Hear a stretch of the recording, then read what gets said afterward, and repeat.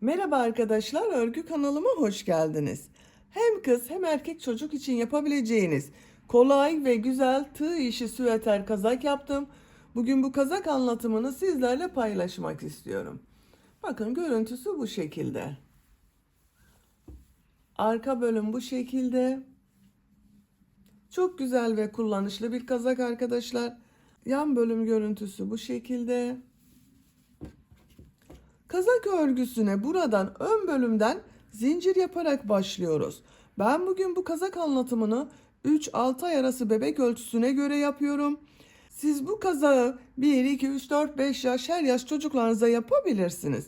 Yetişkinler için de uygun bir model. 1 yaş çocuk için yapmak istiyorsanız 6 zincir fazla başlayabilirsiniz arkadaşlar. Bu kenarda yaptığımız 7 trabzanı yine aynı şekilde devam edersiniz. 6 trabzan bu ortada bulunan trabzanlar olur arkadaşlar. Burada fazla olur. Daha büyük çocuklar için yapmak istiyorsanız çocuğunuzun kazağına ölçerek başlayabilirsiniz. Bu yükseklikleri de o kazağı ölçerek yaparsanız çok güzel olur. Yetişkinler için de aynı şekilde bir kazağı ölçerek yapabilirsiniz. Yaka bölümünün görüntüsü bakın bu şekilde çok güzel oldu arkadaşlar. Kazak örgüsünde iplik olarak mavi renkli iplik kullandım. Kullandığım iplik üzerinde 100 gram iplikte 240 metre var. Orta kalınlıkta bir iplik. Bu iplikten 1,5 adet iplik kullandım. İkinci yumaktan bakın bu kaldı arkadaşlar. Tığ olarak 5 numara 3 milimetre tığ kullandım. Benim elim sıkı değil. Bakın yaptığım örgüler yumuşak oluyor. Sizin eliniz sıkıysa 3,5-4 milimetre tığ kullanırsanız çok daha güzel olur. Ben bugün mavi renkli iplik ile bu kazak örgüsünü yaptım. Siz tercihinize göre her marka iplik ve renkleri kullanarak bu kazak örgüsünü yapabilirsiniz. Her renk iplik ile çok güzel oluyor. Kadife iplik de kullanabilirsiniz arkadaşlar. Ölçülerini videonun sonunda ölçüyorum. Oraya bakabilirsiniz. 3-6 ay arası bebek ölçüsünde yaptım. İplik tığı hazırlayalım. Hep birlikte bu kolay ve güzel tığ işi kazak örgüsüne başlayalım. Örgü kanalıma abone değilseniz abone olmayı unutmayın lütfen. Örgü kanalıma abone olup beğeni ve yorumlarıyla destek olan bütün arkadaşlara ayrıca teşekkür ederim. Hepinize kolay gelsin. İyi çalışmalar. Zincir yaparak başlıyoruz. İlk ilmeği ben bu şekilde yapıyorum. Zincirleri yapmaya başlıyorum. Çok sıkı zincirler yapmıyorum. 54 zincir yapalım. 54 zincir yaptım. Çok sıkı zincirler yapmadım. 54 zincirin kaç santimetre olduğunu ölçüyorum.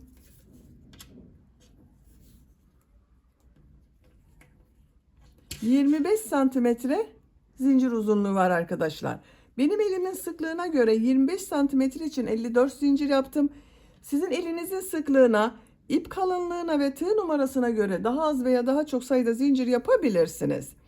Bu zincir sayısı yapacak olduğunuz çocuğun büyüklüğüne göre de değişir arkadaşlar. Siz daha büyük çocuklar için yapmak istiyorsanız çocuğunuzun bir kazağına ölçerek yapabilirsiniz. Bu şekilde zincir başlayabilirsiniz. Tığ üzerine iplik alıyorum. Bu sırada zincirler üzerine trabzan yapıyorum. 3 ilmek atlıyorum. 1, 2, 3, 4. ilmeğe trabzan yapıyorum. Zincirler üzerine trabzan yapıyorum.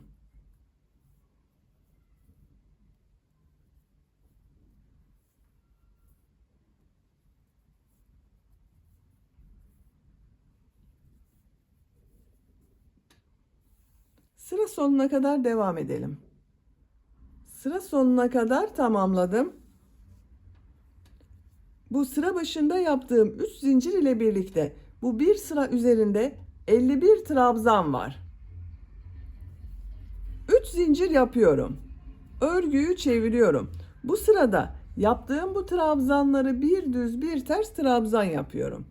İlk trabzan düz taraftan bakın şu şekilde trabzan yapıyorum. Üzerine yapmıyorum. Bakın böyle yapmıyorum arkadaşlar. Ters taraftan boşluktan alarak trabzan yapıyorum.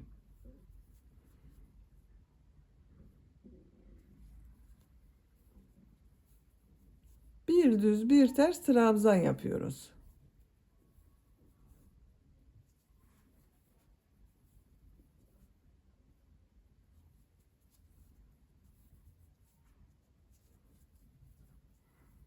Görüntüsü bu şekilde oluyor. Sıra sonuna kadar devam edelim. Sıra sonuna kadar tamamladım. Son trabzanı bakın, ilk sırada 3 ilmek atlayarak yaptığım bir trabzan var. Boşluğa takıyorum. Trabzan yapıyorum. Bakın görüntüsü bu şekilde oldu. Üçüncü sıradayım. 3 zincir yapıyorum. Örgüyü çeviriyorum. Bu trabzanları nasıl görüyorsam o şekilde trabzan yapıyorum. Bakın ters tarafta görünüyor. Ters taraftan trabzan yapıyorum. Düz tarafta görünüyor. Düz taraftan trabzan yapıyorum.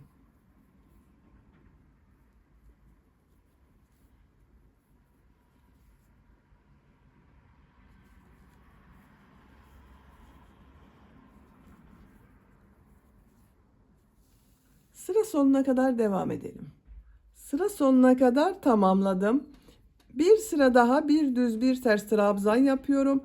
3 zincir yapıyorum. Örgüyü çeviriyorum. Nasıl görüyorsam o şekilde trabzan yapıyorum. Sıra sonuna kadar devam edelim. Sıra sonuna kadar tamamladım.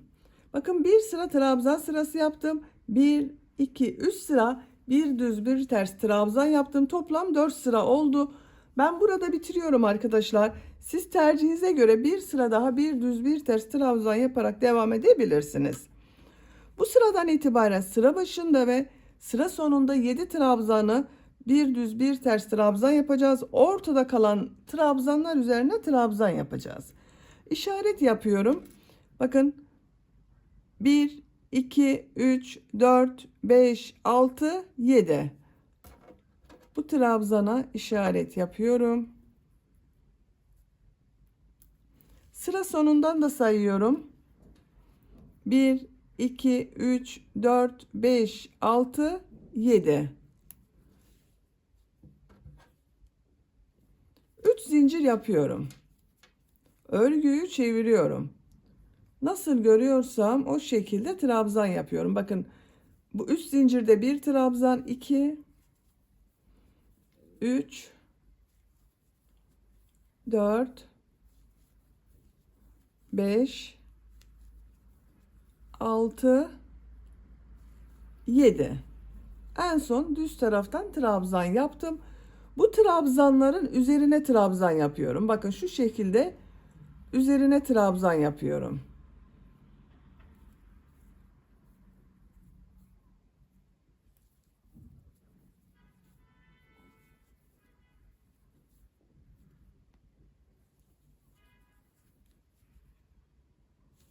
İşaret yaptığımız yere kadar devam edelim.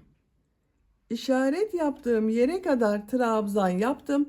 Kaç trabzan yaptığımı sayıyorum. 2, 4, 6, 8, 10, 12, 14, 16, 18, 20, 22, 24, 26, 28, 30, 32, 34, 36, 37 trabzan oldu. Bu işaret yaptığım trabzanı bakın. Düz taraftan boşluktan alıp trabzan yapıyorum. Ters taraftan boşluktan alıp trabzan yapıyorum. Nasıl görüyorsam o şekilde trabzan yapıyorum.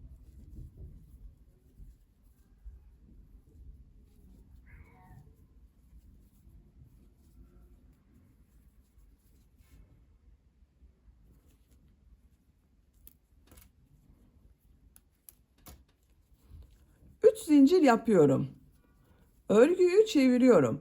İlk 7 trabzanı nasıl görüyorsam o şekilde trabzan yapıyoruz.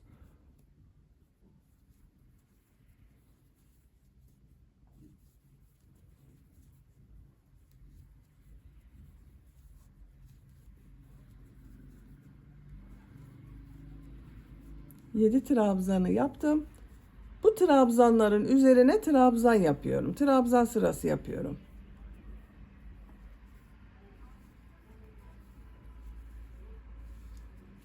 Buraya kadar devam edelim. Sıra sonunda 7 trabzanı da nasıl görüyorsan o şekilde boşluktan alıp trabzan yapalım. Sıra sonuna kadar devam edelim. Sıra sonuna kadar tamamladım. Sıra sonunda da bakın 7 trabzanı bir düz bir ters trabzan yaptım. Örgü bu şekilde devam edecek arkadaşlar. Sıra başında ve sıra sonunda 7 trabzanı bir düz bir ters trabzan yapalım. Ortada bulunan bu trabzanları düz trabzanlar yapalım. Örgüye devam edelim. Örgüyü buraya kadar tamamladım arkadaşlar. Kaç sıra yaptığımı sayıyorum. Bakın bu düz yaptığım trabzan sırasını sayıyorum. 2, 4, 6, 8, 10, 12, 14, 16, 18 sıra yaptım. Santimetre olarak ölçüyorum. 20 santimetre yükseklik var.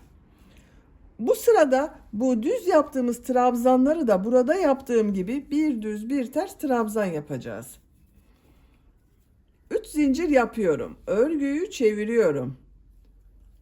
Nasıl görüyorsam o şekilde trabzan yapıyorum.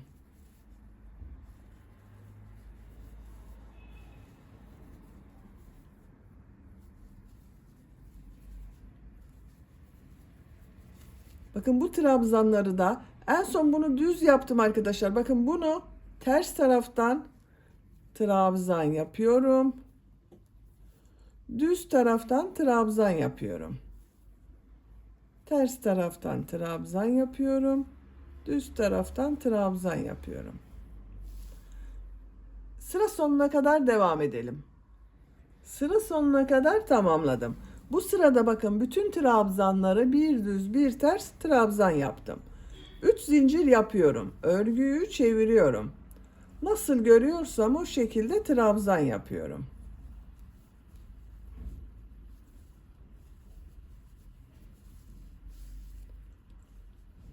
Sıra sonuna kadar devam edelim. Sıra sonuna kadar tamamladım. 3 zincir yapıyorum. Örgüyü çeviriyorum. Nasıl görüyorsam o şekilde trabzan yapıyorum. Sıra sonuna kadar devam edelim. Sıra sonuna kadar tamamladım.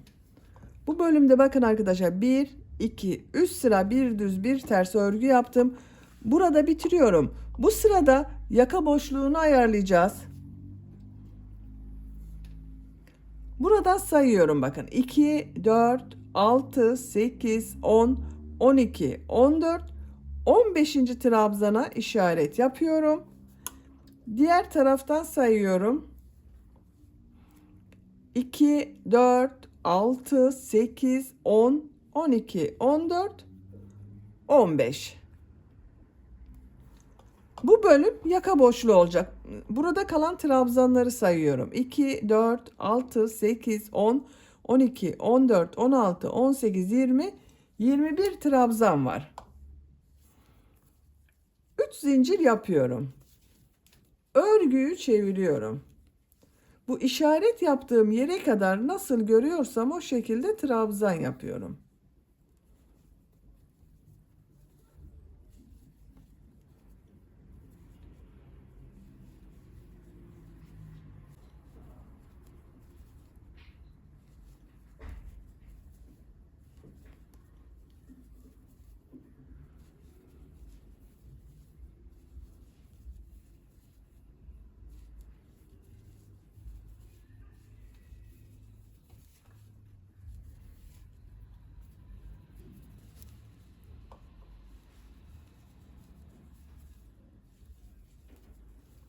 Bakın işaret yaptığım trabzanı şu şekilde trabzan yapıyorum.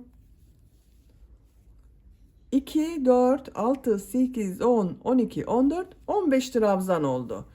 3 zincir yapıyorum. Örgüyü çeviriyorum. Buradan geriye dönüyorum.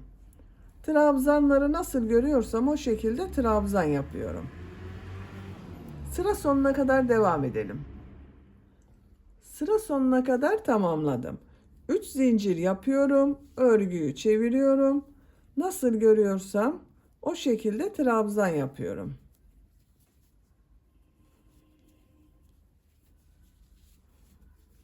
Bakın arkadaşlar bu şekilde oluyor. Bu yaka örgüsüne bu sıraları tekrarlayarak devam edelim. Bu yaka bölümünü 9 sıra yaptım. 1, 2, 3, 4, 5, 6, 7, 8, 9. İpliği kesiyorum.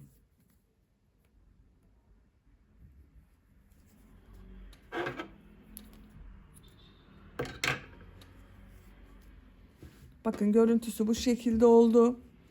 Siz daha büyük çocuk için yapıyorsanız bunu 10 sıra yapabilirsiniz.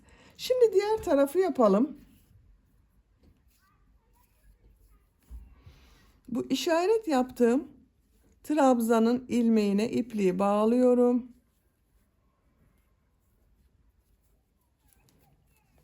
Bakın bu işaret yaptığım trabzandan tığ takıyorum, ilmek yapıyorum. 3 zincir yapıyorum. Trabzanları nasıl görüyorsam o şekilde trabzan yapıyorum.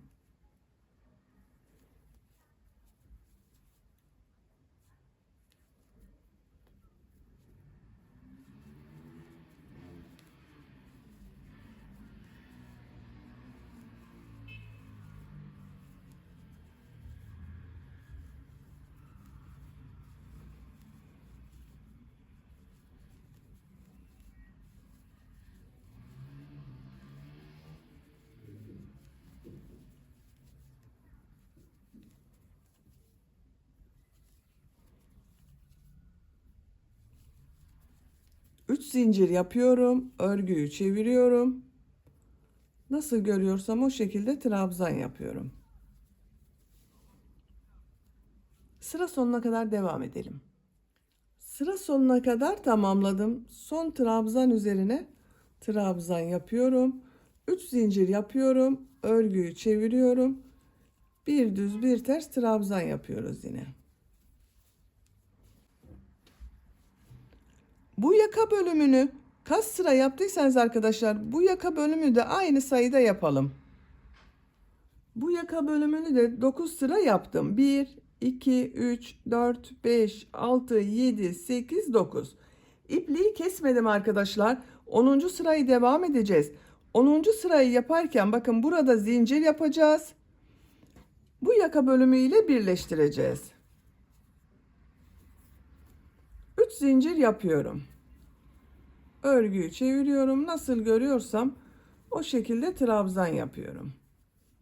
Buraya kadar devam edelim. Sıra sonuna kadar tamamladım. Burada yaka bölümünün boş bıraktığım ilmekleri sayıyorum. 2, 4, 6, 8, 10, 12, 14, 16, 18, 20, 21 ilmeği boş bıraktım. Buradan da 21 zincir yapıyorum. 21 zincir yapalım. 21 zincir yaptım. Tığ üzerine iplik alıyorum.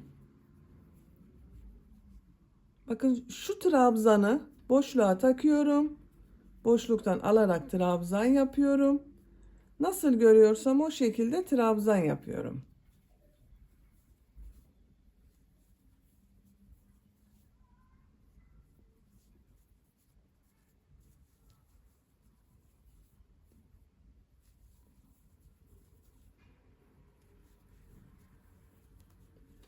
Bakın arka bölümün zincirlerinde burada boş bıraktığımız zincirleri arka bölüm içinde yaptım arkadaşlar. Sıra sonuna kadar devam edelim. Sıra sonuna kadar tamamladım. 3 zincir yapıyorum. Örgüyü çeviriyorum. Nasıl görüyorsam o şekilde trabzan yapıyorum. Zincire kadar devam edelim. Zincire kadar nasıl görüyorsam o şekilde trabzan yaptım. En son trabzan bakın ters tarafta görünen trabzan. Zincirler üzerine trabzan yapıyorum arkadaşlar. 21 zincir yaptım. 21 trabzan yapıyorum.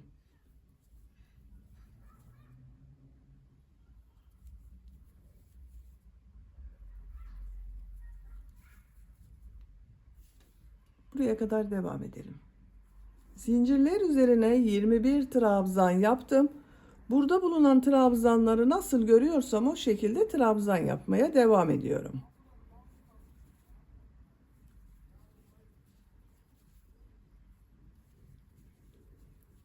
Sıra sonuna kadar devam edelim. Sıra sonuna kadar tamamladım. 3 zincir yapıyorum. Örgüyü çeviriyorum. Nasıl görüyorsam o şekilde trabzan yapıyorum. Buraya kadar devam edelim. Buraya kadar bakın trabzan yaptığım yere kadar bir düz bir ters trabzan yaptım. En son trabzanı düz taraftan trabzan yaptım. Burada da bir düz bir ters yaparak devam ediyoruz. Bu trabzanı bakın ters taraftan trabzan yaptım. Düz taraftan trabzan yapıyorum. Ters taraftan trabzan yapıyorum.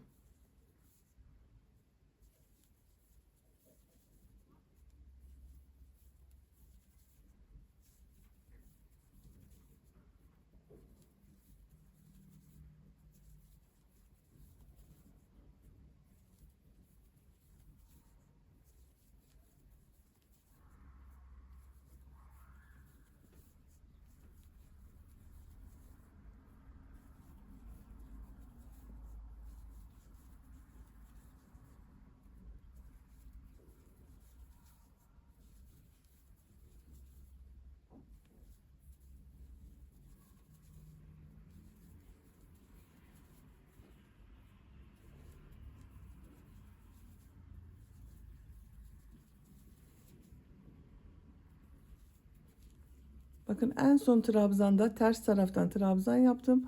Düz taraftan trabzan yapıyorum. Sıra sonuna kadar devam edelim. Sıra sonuna kadar tamamladım.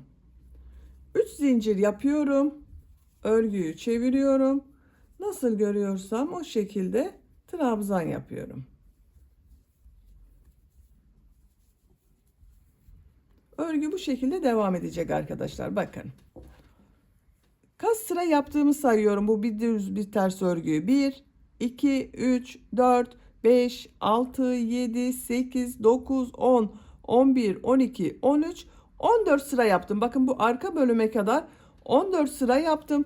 Burayı da buradan itibaren 14 sıra bir düz bir ters trabzan sırası yaparak devam edelim. 14 sıra bir düz bir ters trabzan yaptım. 1, 2, 3, 4, 5, 6, 7, 8, 9, 10, 11, 12, 13, 14. Görüntüsü bu şekilde oldu arkadaşlar. Bakın. Bu sıradan itibaren sıra başında ve sıra sonunda 7 trabzan yapıyorum. Ortada bulunan trabzanları normal ikili trabzan yapıyorum. 3 zincir yapıyorum. Örgüyü çeviriyorum. Düz taraftan trabzan yapıyorum. Ters taraftan trabzan yapıyorum. Düz taraftan trabzan yapıyorum.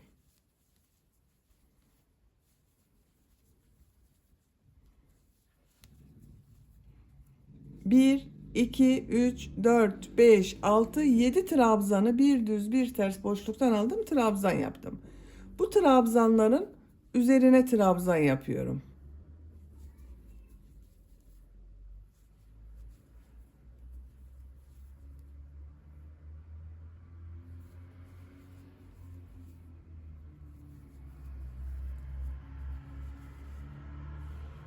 Sıra sonunda 7 trabzanın kalasıya kadar düz trabzanlar yapalım. Sıra sonunda 7 trabzan kalasıya kadar trabzan yaptım. Bakın 1, 2, 3, 4, 5, 6, 7. Bu trabzan ters tarafta görünüyor. Ters taraftan trabzan yapıyorum. Düz taraftan trabzan yapıyorum.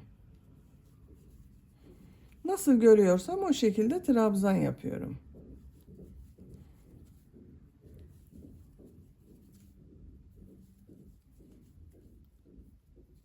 3 zincir yapıyorum. Örgüyü çeviriyorum. İlk 7 trabzanı nasıl görüyorsam o şekilde trabzan yapıyorum.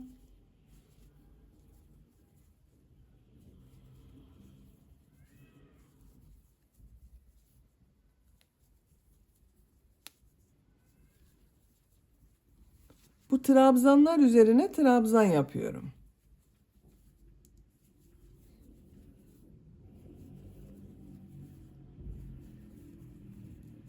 Bakın arkadaşlar. Örgü bu şekilde devam edecek. Sıra başında ve sıra sonunda 7 trabzan yapalım. Ortada bulunan trabzanlara trabzan yapalım. Burada yaptığımız gibi yapıyoruz. Bakın şu şekilde buraya kadar devam edeceğiz. Arka bölüm örgüsünü buraya kadar tamamladım. Bakın. Kaç sıra yaptığımı sayıyorum. 2, 4, 6, 8, 10, 12, 14, 16, 17 sıra yaptım. Bu sıradan itibaren hepsini bir düz bir ters trabzan yapacağız.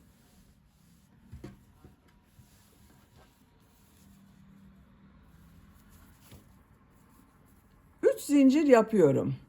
Örgüyü çeviriyorum. İlk 7 trabzanı nasıl görüyorsam o şekilde trabzan yapıyorum.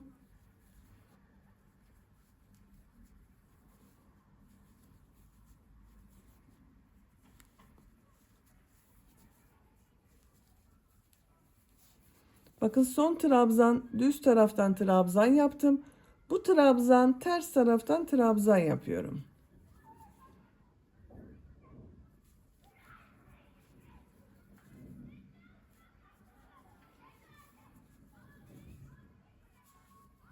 Bir düz bir ters trabzan yapıyoruz.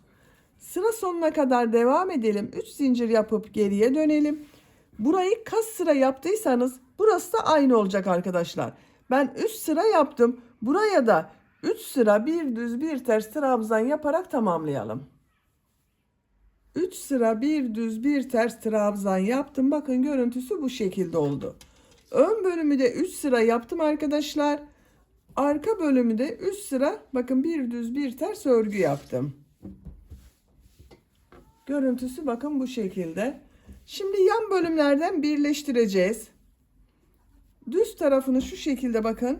Ben düz tarafından birleştiriyorum arkadaşlar. Örgünün düz tarafını bakın şuradan anlıyoruz. Görüntü olarak bakın bu başladığımız sıra ters tarafı bu şekilde görünüyor. Siz tercihinize göre burayı da düz taraf olarak kullanabilirsiniz. Bakın yaka bölümünde de aynı şekilde. Şimdi bu iki bölümü yan bölümden birleştireceğiz. Nereye kadar birleştirme yapacağımıza bakıyorum. İşaret yapıyorum. Bakın şuraya kadar iyi olur.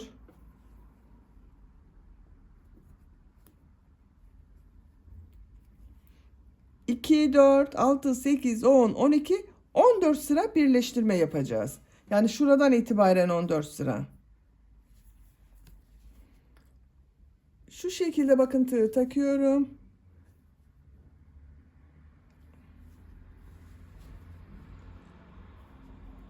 Diğer ilmekten aldım, çektim. Sık iğne şeklinde birleştiriyoruz. Her sıraya bir sık iğne yapıyorum arkadaşlar ama uzun bir sık iğne yapıyorum bakın. Tığ takıyorum. Karşıdan ilk ilmeğe tığ taktım.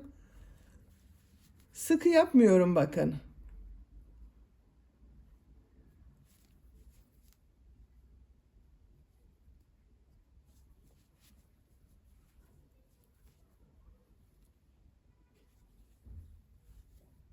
Bakın uzun uzun yapıyorum.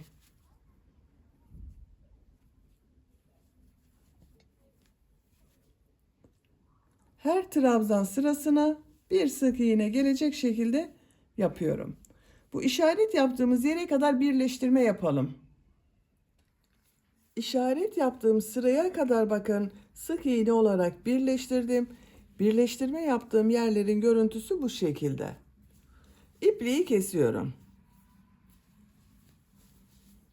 Bakın arkadaşlar, burada yaptığımız bir düz bir ters örgülerin devamı gibi oldu. Diğer tarafı da siz aynı şekilde başlayıp yapabilirsiniz.